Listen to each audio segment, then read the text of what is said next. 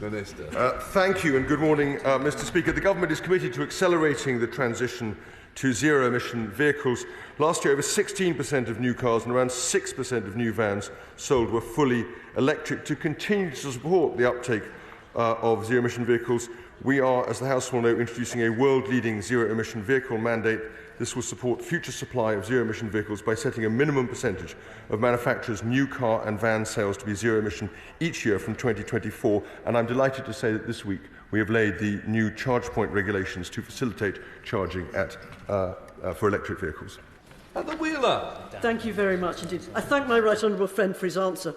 As you know, in South Derbyshire, in the Toyota factory, we have groundbreaking hydrogen technology, and therefore I would ask the Minister, what is he doing to make sure that the charging infrastructure is in place across rural areas, both for electric and hydrogen vehicles?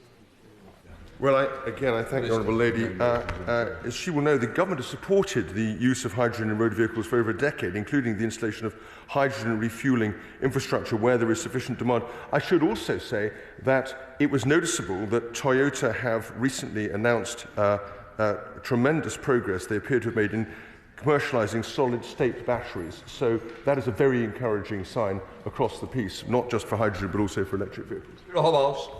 Mr Speaker, we have already heard the uptake of electric vehicles is closely linked to charging points.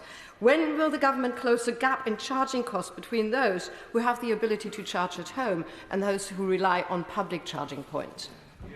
Well, as the Honourable Lady knows, there is a wide and differing experience across the whole of the charging network, and many people are able to charge at home, and many people are able to charge through the increasingly large public network that we have. And of course, the way in which electricity prices have changed has tended to dominate changes overall.